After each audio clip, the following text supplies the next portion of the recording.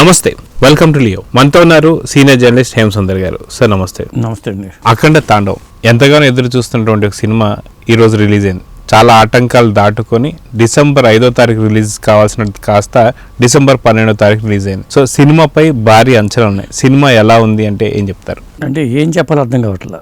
ఎలా ఉందంటే బాలయ్య బాబు విజృంభించాడండి, అఘోర పాత్రధారి విజృంభించాడు. ఇంకొక వాళ్ళ తమ్ముడు బాలమురళీకృష్ణ, ఆయన అనంతపురం ఎమ్మెల్యే. ఎందుకంటే మనకు ఫస్ట్ హాఫ్లో అఘోర పాత్రధారి చాలా తక్కువ కనిపిస్తాడు. ఫస్ట్ హాఫ్ అంతా ఒక ఫైట్ సన్నివేశాలు కానీ అవన్నీ బాలమురళికే ఉంటాయి. బాలమురళీకృష్ణ ఉంటాడు, ఆయన ఒక ఎమ్మెల్యేగా. ఎక్కడో పార్లమెంట్లో సినిమా స్టార్ట్ అవుతుంది, మీటింగ్ సమావేశం దగ్గర. కానీ కడపలో కొంతమంది అధికారులను బంధించేస్తారని వార్త రావటం. అలా అన్నదమ్ముల మధ్యలో ఆ అఘోర పాత్రధారి అయితే మనకు ఫస్ట్ హాఫ్లో చాలా వరకు కనిపించడు. ఇక్కడ వచ్చేసరికి మరి బాలమురళీకృష్ణ ఒక గ్యాంగ్స్, కడపలో బాంబులు తయారీ, డ్రగ్స్, కడపలో డ్రగ్స్ దందాలు, గంజాయి స్మగ్లింగు, 4 రాష్ట్రాలు చెందిన వాళ్ళు అక్కడ కూర్చొని చేస్తున్నారు. వీళ్ళందరూ డాన్స్ అన్నమాట వాళ్ళు.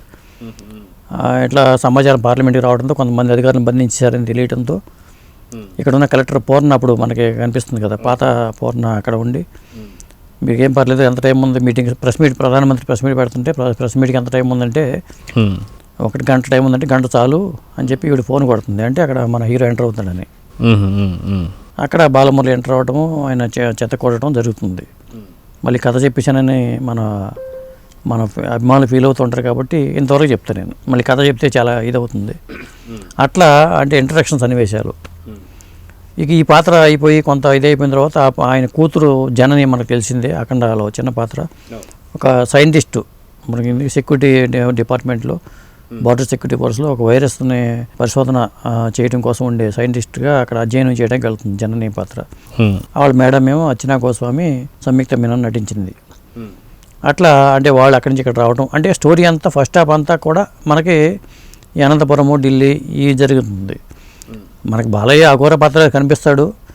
అఘోర పాత్రధారికి వాళ్ళ గురువు గారు కొన్ని ఉపదేశాలు చేయటం కానీ, కొన్ని శక్తులను రాబట్టుకోవడానికి ఏం చేయాలని చెప్పడం కానీ ఇది జరుగుతుంది. దానికోసం ఆయన తపస్సులకు వెళ్ళడం కానీ, అఘోర పాత్రధారి ఇవన్నీ కొన్ని చూపించారు మనకి. కాకపోతే ఆ మహాకుంభమేళా సన్నివేశాలు అనేవి ఫస్ట్ హాఫ్లో ఇంటర్వెల్ బ్యాంక్లో వచ్చే సన్నివేశాలు అది హైలైట్గా నిలిచినాయి. అది సినిమాలో పెద్ద హైలైట్ అని చెప్పుకోవచ్చు. మనకి ఏంటంటే క్లైమాక్స్లో వస్తాయి అనుకున్నాం, కానీ అంటే వీళ్ళు దేవుణ్ణి నమ్మకుండా చేయాలి, అదే దేవుడు లేడని నా భావన రావాలని చైనా వాళ్ళు, చైనా జనరల్ అతను వాడి కొడుకుని కూడా ఈ మనవాళ్ళు చంపేయడంతో పగబడతాడు. అతను మాజీ చైనా అధికారితో అతను కలిసి కుట్ర పంది. అతనికేమో మన ఇండియాకి సంబంధించిన ఒక రాష్ట్రంలో పెద్ద లీడరు, అతను ప్రధానమంత్రి అవ్వాలనుకుంటాడు. వాళ్ళ నాన్న చచ్చిపోతాడు. ఇతను మనకి యోగి ఆదిత్యనాథ్ లాగా ఇతను ముఖ్యమంత్రి కూడా ఆదిత్య అనే పేరుతో పెట్టారు అతన్ని. ఆయన సీట్లో కూర్చుంటే ఆయనకి ఎట్ట పెట్టడానికి ఇంకొకడు వాళ్ళతో చేతులు కలుపుతాడు.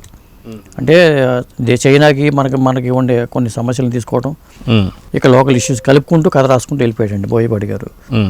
అంటే అక్కడ మనకి ఆ గంగా నదిలో కుంభమేళా సన్నివేశం, కుంభమేళాలో ఒక వైరస్ని అటాక్ చేయటం, ఆ వైరస్ని తగ్గించడం కోసం ఈ జనని ప్రయోగాలు చేయటము, ఆ ప్రయత్నాల్లో అడ్డుకోవడంలో వాళ్ళు ఆ వైరస్ చేరకుండా ఉండాలని ఇక్కడికి ఆ వ్యాక్సిన్ ఇక్కడ వీళ్ళు అందకుండా చేయడానికేమో ఆ శక్తులు ప్రయత్నించడం. ఇది ఓవరాల్గా కథ. ఇక్కడ మరి అఘోర పాత్రధారి ఆ జననికి ఏమైనా హెల్ప్ చేశాడా లేదా, మెయిన్ పాయింట్ అదే.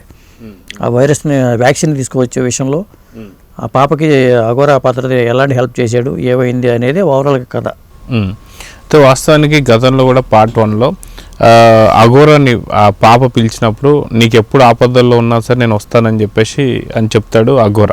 అది కాక అఘోర కూడా మొదట్లో మనం చూసుకుంటే మళ్ళీ ఏదైతే మురళీమోహన్ గారు ఆధ్వర్యంలో వెళ్ళిపోయి ఆయన ధ్యానం చేసుకోవడం కానీ అది కొన్ని సీన్స్ అయితే బయటకు వచ్చాయి. అయితే ఇక్కడ మనకు వచ్చేసరికి మీరు అన్నట్టుగా కొంత రాష్ట్రానికి సంబంధించిన సమస్యలు కూడా దీంట్లో హైలైట్ చేశారని చెప్పి కొంత వార్తలు అయితే వస్తున్నాయి. ఏదైతే తిరుమలకు సంబంధించినటువంటి కల్తీ నెయ్యి కావచ్చు, పరకమని కావచ్చు, ఈ మధ్య బాగా ఎక్కువగా మనకు వినిపిస్తున్నాయి, కోర్టులో కేసులు కూడా నడుస్తున్నాయి.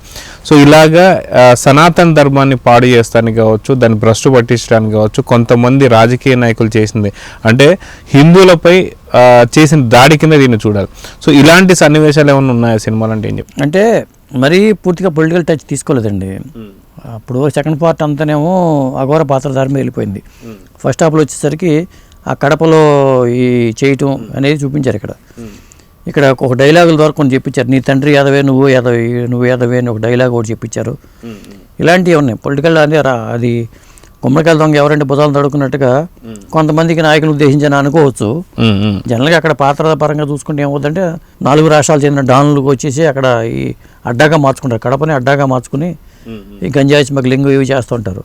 కడపనే పెట్టారని కానీ ఎందుకు కడప పెట్టాలి అని మళ్ళీ ఒక కొడుకుడు ఏకలు బిగినట్టుగా బీగాం అనుకోండి, మళ్ళీ వేరే వాళ్ళకి తగిలినట్టుగా అనిపిస్తుంది. అక్కడ ఎక్కడ పెట్టాలి, అనంతపురం పెట్టాలి. అనంతపురం ఎమ్మెల్యే తన ఎమ్మెల్యే తన నియోజకవర్గంలో పెట్టుకోడు కదా. కాబట్టి కడపలో ఉన్నప్పుడు అధికారులను బంధించినప్పుడు అక్కడికి వెళ్ళి ఆ అధికారులందరూ ఎస్పీని కలెక్టర్లు అందరూ విడిపిస్తాడు. ఇలా ఆ పాత్ర బాలమురళీ కృష్ణ పాత్ర ఉంది. ఓవరాల్గా చూసుకుంటే కొంత ఏపీ రాజకీయాలతో కూడా సంబంధాలు, అంటే కొంత కనెక్టివిటీ, అంటే కొంత సేమ్ అదే సమస్యలు కాకపోయినా సరే వేరే సమస్యలు యాడ్ చేసుకుంటూ తీసుకెళ్లారనేది ఒక అంటే అనంతపురం ఎమ్మెల్యేగా ఉండి తను ఏం చేశాడని, అంటే హిందూపురం ఎమ్మెల్యే ఒరిజినల్గా అక్కడ అనంతపురం ఎమ్మెల్యేగా మనం చూస్తాం. సో ఇది తీసిన తర్వాత నెక్స్ట్ అఘోర పాత్ర ఎలా అనిపించింది? ఎందుకంటే ప్రతి సీను హైలైట్గానే నించుందని చెప్పి ఎలివేషన్స్ అన్నీ కూడా ఒక రేంజ్లో ఉన్నాయని చెప్పేసి అయితే మనకు తెలుస్తుంది. సో ఎలివేషన్ సీన్స్ ఎలా ఉన్నాయంటే ఏం చెప్తారు? అంటే నేను అనుకోవడం బోయపాటి గారు ఎలివేషన్ సన్నివేశాలు రాసుకుని సినిమా కథ రాసుకున్నట్టు కనిపిస్తుంది. కథను బట్టి సన్నివేశాలు రాసుకోవడం కాకుండా ఎలివేషన్ సన్నివేశాలు రాసుకుని అన్నింటినీ ఒక క్రోడీకరించుకుని ఇవి ఉండాలి, ఈ సన్నివేశాలు ఉండాలి, ఈ సన్నివేశాలు ఉండాలని రాసుకుని వాటి లింకప్ చేసుకుంటూ సినిమాని చేసినట్టుగా మనకు అనిపిస్తుంది. అది ఖచ్చితంగా అది ఒక్కోసారి ఏమవుతుందంటే ప్రేక్షకుని సినిమాతో ట్రావెల్ చేయనివ్వకుండా వెళ్ళిపోద్ది కథ. కొంత అది తడబాటు అనేది అక్కడ నాకు కథనంలో ఆ తడబాటు కనిపించింది. ఎలివేషన్స్ అని హెవీ ఎలివేషన్స్ ఉన్నాయి. మహాకుంభమేళ సన్నివేశాలు కానీ అక్కడ ఇంటర్వెల్ ముందు వచ్చే ఫైట్ కానీ ఇవన్నీ ఎలివేషన్లో భాగమే. తర్వాత ఈ పాప ఆ వ్యాక్సిన్ అడ్డుకోవడానికి వీళ్ళు శక్తులు ప్రయత్నిస్తున్నప్పుడు ఆ పాప లడక్ హిమాలయాలు అటు వెళ్ళినప్పుడు అక్కడ ఆ పాపని బాబా వచ్చి కాపాడతాడు, తన పెదనాన్న వచ్చి కాపాడతాడు. ఆ సన్నివేశాలు అనేవి హైలైట్గా నిలిచినాయి. ఇలా ఆ సెకండ్ హాఫ్లో అఘోర పాత్రధారి అంతా విజృంభించి చేశాడని చెప్పుకోవచ్చు. ముఖ్యంగా త్రిశూలంతో విన్యాసాలు చేసిన విన్యాసాలన్నీ ఒక హైలైటు, అఖండ తాండవం చేసే సన్నివేశాలు ఒక హైలైటు, తల్లి సెంటిమెంట్ పెట్టుకుని ఆ తల్లి చనిపోయినప్పుడు మరి ఆయన తలగురి పెడతా కొత్తడా రాడనుకునే సన్నివేశాల దగ్గర కూడా ఒక హైలైటు. ఇలాంటి హైలైట్స్ అయితే సెకండ్ హాఫ్లో చాలా ఉన్నాయి. అంటే సన్నివేశాలు హైలైట్ సన్నివేశాలు అయితే అట్లా ప్లాన్ చేసుకుని కథనాలు తీసుకెళ్లారని అనిపించింది. అయితే వాస్తవానికి వస్తున్న రివ్యూలు కావచ్చు, మీరు కూడా సినిమా చూశారు కాబట్టి కొంత ఏంటంటే బాలయ్య గారికి ఈ మధ్య క్రేజ్ ఎలా పెరిగిందో అందరికీ తెలిసిందే. ఆయన అఖండ నుంచి స్టార్ట్ అయినటువంటి ఏదైతే ఒక పరంపర ఏదైతే ఉందో, గతంలో లెజెండ్ కావచ్చు, సింహ కావచ్చు, ఇలాంటి ఇది పరంపర ఇప్పుడు ఖచ్చితంగా డబుల్ హ్యాట్రిక్ తీసుకువెళ్తున్నారు. కాకపోతే అభిమానుల్లో కొంత ఏమంటారు అంచనాలు పెరిగిపోయేసరికి ఈ అంచనాల్ని ఊహించకుండా ఎక్కువ ఎలివేషన్స్ ఇవ్వడంలో కొంత తడబాటు పడ్డాడు బోయపాటి శ్రీనివాస్ గారు అని చెప్పేసి అంటున్నారు. అయితే ఈ తడబాటును కొద్దిగా తగ్గిస్తానికి కొంచెం ట్రిమ్ ఏమైనా చేసుకుంటే ఎలా ఉండబోతుందంటే ఏం చెప్తారు? అంటే ఫస్ట్ నేను చెప్పేది ఏంటంటే బాలయ్య బాబు నటన అండి. ఆయన వయసు తగ్గ పాత్ర ఎంపిక చేసుకోవడం ఒక ప్లస్ పాయింట్.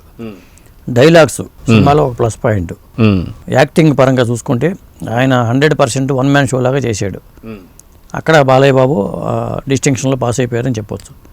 ఇక తమన్ బీజిఎం పరంగా అనేక సందర్భాల్లో ఆయన చేసినవన్నీ కూడా అద్భుతంగా ఉన్నాయి.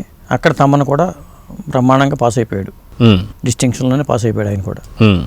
ఇక వచ్చేసరికి బోయపాటి గారి దగ్గరికి త్రిమూర్తులు వీళ్ళు, సినిమాకి త్రిమూర్తులు వీళ్ళే. బోయపాటి గారు వచ్చేసరికి బోయపాటి గారి మార్క్ అనేది కనిపించాల. బోయపాటి గారి మార్క్ అంటే ఏమవుతుందంటే మనకి ఒక యాక్షన్ సన్నివేశాలు ఉన్నాయి, కథతో లింకప్ అయ్యే యాక్షన్ సన్నివేశాలతో మనకి ఎక్కువ ట్రావెల్ అవుతూ ఉంటాం. మనకి లెజెండ్లోనూ చూస్తాము, సింహాలో చూస్తాం, అఖండాలు కూడా చూసాం. అంటే కథతో పాటు వెళ్ళిపోయే సన్నివేశాలు అన్నమాట ఇవి. ఆ యాక్షన్ వచ్చిందంటే కథతో లింకప్ చేసుకుని వెళ్ళిపోయే సన్నివేశాలు చూస్తాం. ఈసారి ఏంటంటే అట్లా కాకుండా సన్నివేశాలు పట్టుకుని ఆ కథ లింకప్ చేసుకుంటూ ఎలివేషన్స్ ఇచ్చేసరికి కనెక్టివిటీ దెబ్బతిన్నట్టు అనిపించింది మనకి. కాబట్టి ఇక్కడ ఏమన్నా తప్పుడడికి పడిందంటే బోయపాటి వల్ల పడింది తప్పితే బాలయ్య వల్ల తమన్ వల్ల కాదు. వాళ్ళిద్దరు మాత్రం ఫుల్గా సాధించారు. తడబాటు అనేది ఒక బోయపాటిలోనే కనిపించింది నాకైతే. అయితే కేజీఎఫ్ నుంచి కూడా మనం చూస్తున్నాం, గన్ కల్చర్ కావచ్చు, ఇవన్నీ చూస్తున్నాం. అక్కడ ఏదైతే ఒక బుల్లెట్ మిషన్స్ ఏదైతే వాడాడో దాన్ని కూడా త్రిశూలంతో వాడడం అనేది నిజంగా ఒక హైలైట్ సన్నివేశం అని చెప్పాలి.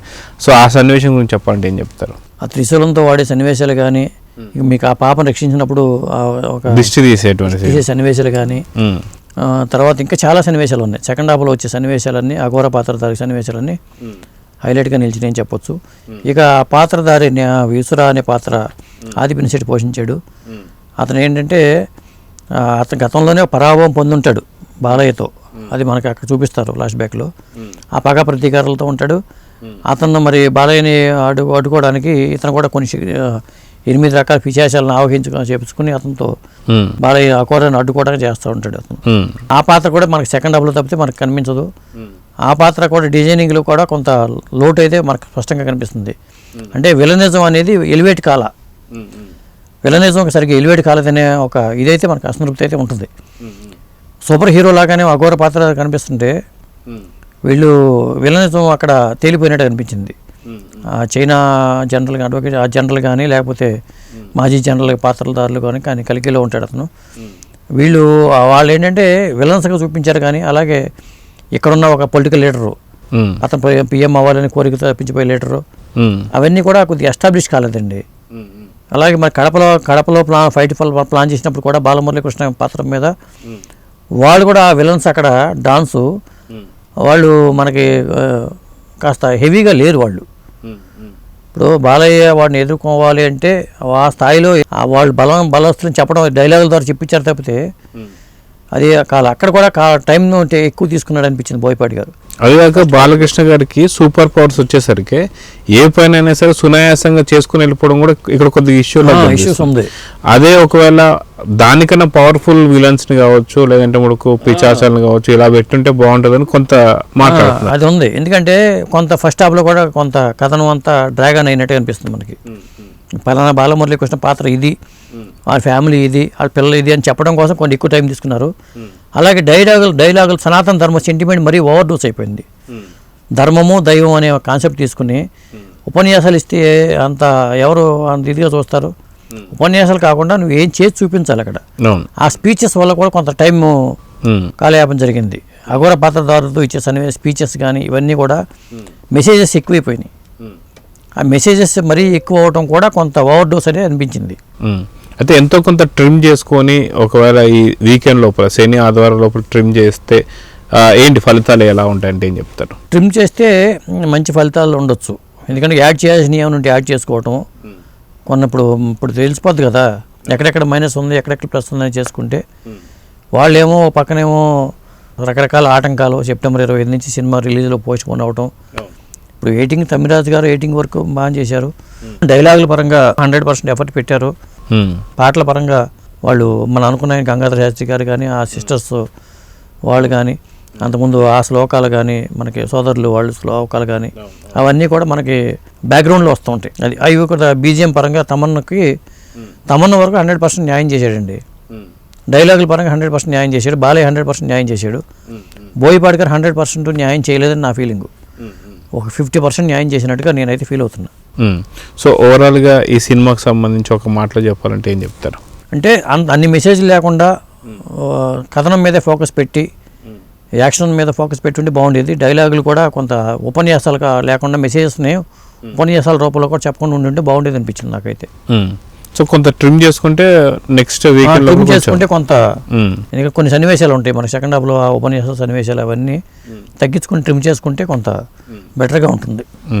సో ఓవరాల్గా ఇప్పుడు ఈ సినిమాని మీరు ఏ కేటగిరీకి వేస్తారంటే ఏం చెప్తారు?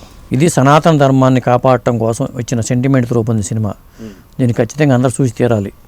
ముఖ్యంగా 144 ఏళ్ళకు 140 ఏళ్ళకు వచ్చే మహాకుంభమేళ సన్నివేశాలు హైలైట్. ముఖ్యంగా డ్రోన్ సన్నివేశాలు ఉన్నాయి. అవి మనకి చాలా విజువల్గా చాలా గ్రాండియర్గా బ్రహ్మాండంగా అనిపించినాయి. ఎక్కువ సన్నివేశాలు మనకి సెకండ్ హాఫ్లో నేను వస్తాయి అనుకున్నా, రిపీట్ కాల. ఎందుకంటే అక్కడ వ్యాక్సిన్ కోసం అక్కడ వైరస్ని వ్యాపింపు చేయడానికి ఆ కుంభమేళను వాడుకున్నారు తప్పితే జనాలకి ఈ కథకి సంబంధం లేదు. ఎందుకంటే వీళ్ళకి సెంటిమెంట్ మీద దెబ్బ కొట్టాలి, దైవ నమ్మకం మీద దెబ్బ కొట్టాలనుకుంటానికి ఉపయోగించుకున్నారు, మహాకుంభమేళను ఉపయోగించుకున్నారు వాళ్ళు. కాబట్టి అక్కడ ఆ సన్నివేశాలు చూపించారు. తర్వాత ఈ సనాతన ధర్మం సంబంధించిన డైలాగులు కానీ ఇంకొకటి ఏంటంటే ధర్మం గొప్పదా దైవం గొప్పదా లేకపోతే ఈ ధర్మాన్ని దైవాన్ని ఎలా కాపాడుకోవాలి అనే మెసేజ్ అయితే ఉంది. దానికోసం సినిమా చూడాలి. ఇక బాలకృష్ణ గారి యాక్షన్ చెప్పాలంటే ఆ ఫెరోషియస్ లుక్ కానీ కళ్ళతో భావాలు పలికించడం కానీ డైలాగ్ డిక్షన్ కానీ నాకు తెలిసి ఆ తరహా డైలాగులు చెప్పగలిగే హీరో లేరండి మనకి. ఎందుకంటే నాకు తెలిసి తమిళ ఇండస్ట్రీలో లేరు, మలయాళ ఇండస్ట్రీలో లేరు, కన్నడ ఇండస్ట్రీలో లేరు. ఒక తెలుగులో బాలయ్య తప్పితే ఆ తరహా డైలాగులు బాలయ్య కోసం అయితేనే రాయగలరు. రాసేవాళ్ళు కూడా వేరే హీరోకి వాళ్ళ బాడీ లాంగ్వేజ్ చెప్తారు. ఇంకా చెప్పగల సత్తా ఉంది కదా, అలాంటి డైలాగులనే ఆయన నోట పలకడం అది ఒక హైలైట్ అని చెప్పొచ్చు. దానికోసం సినిమా చూడొచ్చు. ఇక తమన్నా అయితే నందమూరి తమన్నా అని వాళ్ళే పేరు పెట్టేశారు కాబట్టి తమన్నా అయితే తన ప్రాణం పెట్టి మరీ బీజిఎం అయితే చేశారండి. ఆ బీజిఎంకి తగ్గట్టుగా కథనం అయితే లేదు, కానీ తమన్నా బీజిఎం కానీ ఆ శ్లోకాలు కానీ మనకి శివతాండం, ముఖ్యంగా బాలయ్య బాబు చేసే శివతాండం ఒక హైలైట్. ఇక్కడ అఘోర పాత్ర తాండవం చేస్తుంటే అక్కడ శివుని తాండవం చేసి చూపించడం కానీ అవన్నీ ఒక హైలైట్స్ సన్నివేశాలు. ఇవన్నీ కూడా గూస్ బంప్స్ తెప్పిస్తాం మనకి క్లైమాక్స్లో. ఇక సంయుక్త మీనన్ పాత్ర మనం దాని గురించి మాట్లాడుకోవాలి. జనని పాత్ర వరకు తను బాగా చేసింది, అమ్మాయి బాగా చేసింది. సంయుక్త మీనన్ పాత్రను అర్ధాంతరంగా ముగించేయటం అది ఒకటి కొంత అసంతృప్తి అనిపించింది. ఇక ప్రజ్ఞా జైస్వాల్ ఎలా చనిపోయిందని చూపించలేదు మనకి, ఒక ఫోటో పెట్టి దండ వేశారు కాబట్టి అది చనిపోయింది. మన సంయుక్త మీనన్ పాత్ర కూడా నామినల్గానే ఉంది. మురళీమోహన్ గారి పాత్ర ఏంటంటే ఆయన గురువుగా కనిపించి వెళ్ళిపోతారు. ఓవరాల్గా ఏంటంటే ఈ సినిమా ఒక మెసేజ్ ఓరియంటెడ్ సినిమా. మన సనాతన ధర్మాన్ని కాపాడుకోవాలి, సనాతన ధర్మం అంటే ఏంటో తెలియజెప్పాలనుకున్నప్పుడు కంపల్సరీగా చూడాల్సిన సినిమాగా చెప్పొచ్చండి. మహాకుంభమేళ కూడా చూడని వాళ్ళందరూ కూడా ఈ సినిమాని చూసి మనం మహాకుంభమేళకి వెళ్ళలేకపోయామే, అక్కడ మనకి అందరికీ సౌకర్యాలు ఉంటాయి అనుకునే వాళ్ళు మాత్రం ఆ సన్నివేశాలని, ఆ విజువల్స్ని, ఆ నాగా సాధువులు, అఘోరాలు వచ్చే సన్నివేశాలు అయితే చూడొచ్చు. అది ఒక హైలైట్ సన్నివేశం అని చెప్పుకోవచ్చు. అయితే ఈ మధ్యకాలంలో ప్రతి సినిమాకు ఒక సీక్వెల్ రాబోతుంది. వాస్తవానికి ఇది అఖండకి ఇది ఒక సీక్వెల్ అని చెప్పుకోవచ్చు, అఖండ తాండవ్. సో మళ్ళీ దీనికి ఒక సీక్వెల్ కూడా ఉండబోతుందా అనేటువంటి ప్రశ్న మొత్తం అందరిలో వస్తుంది. సో ఉంటుందా లేదంటే ఏం చెప్తారు? ఇప్పుడు బాలకృష్ణ గారిని ఉపయోగించుకుంటే అద్భుతమైన పాత్రలు పోషించవచ్చు. మన అఘోర పాత్రలు ఒకటే చూసుకోవడం కాకుండా డిఫరెంట్ పాత్రలు రాసుకొని బోయపాటి గారు అఖండ 3 చేయడం కన్నా ఇంకొక పాత్రతో ఏదైనా ఎంటర్ అయితే కథ మీద గ్రిప్ వస్తుంది. ఎందుకంటే ఈ సీక్వెల్స్ కోసం ఏమవుతుందంటే కొత్తగా కథని ఇదే కథని మళ్ళీ ప్రొలాంగ్ చేసుకుంటూ వెళ్ళిపోవటం అది కరెక్ట్గా అనిపించలేదు నాకు. ఇక్కడ తప్పుడడి పడింది. మెయిన్ డ్రాబ్యాక్ ఈ సినిమాకి అదే. కథ ఎలా రాసుకోవాలి అనే దాని మీద క్లారిటీ లేకపోవడం వల్ల వచ్చిన ఇబ్బందులు, సీక్వెల్స్తో ప్రధాన సమస్య అదే. కాబట్టి రకరకాల పాత్రలు సృష్టించుకుంటే ఆయన వయసుకి తగ్గ పాత్రలతో, ఆ హెవీనెస్ ఉన్న పాత్రలతో చేసుకుంటే అద్భుతమైన నటుడు ఉన్నప్పుడు అలా రాసుకోవాలి తప్పితే ఇదే ప్యాటర్న్లో మళ్ళీ అఖండ 3 చేయటం కానీ మళ్ళీ అఖండ విజృంభణ అంటూ ఇంకో చేస్తే బాగోదు. కాబట్టి ఇది ఇక్కడతో ఆపేసుకుని మళ్ళీ కొత్త పాత్రతో బాలయ్య బాబుతో మళ్ళీ బోయపాటిగా చేస్తే బాగుంటుందని నా ఉద్దేశం. సో మొత్తానికి ఇది హిట్ కేటగిరీ, సూపర్ డూపరా, బ్లాక్ బస్టరా, అలా ఏ కేటగిరీ అంటే? దీనికి కేటగిరీలు పెట్టకూడదండి. ఎందుకంటే ఒక మెసేజ్ కావాలి, సనాతన ధర్మం కాబట్టి నీకు కేటగిరీలు లేకపోతే రేటింగ్స్ అని నా ఉద్దేశం అనవసరం అని నా ఉద్దేశం. ఇది ఒక మెసేజ్ ఓరియంటెడ్ సినిమా. సనాతన ధర్మాన్ని ఎలా కాపాడుకోవాలి, సనాతన ధర్మం అంటే ఏంటని చెప్పారు కాబట్టి దీనికి రేటింగ్లు పెడితే దీనికి ఒక పరిధిని నిర్ణయించినట్టు అవుతుంది. అందుకని రేటింగ్ ఇవ్వకపోవడం బెటర్ అనేది నా ఉద్దేశం అండి. చూద్దాం సార్. మొత్తానికి అఖండ తాండవం కాస్త శివతాండవం లాగా విజృంభిస్తుంది. కొంత అక్కడక్కడ ట్రిమ్ చేసుకుంటే మనకు బెటర్ అనిపిస్తుంది. సో చూద్దాం జరగబోతుంది. నమస్తే. నమస్తే అండి.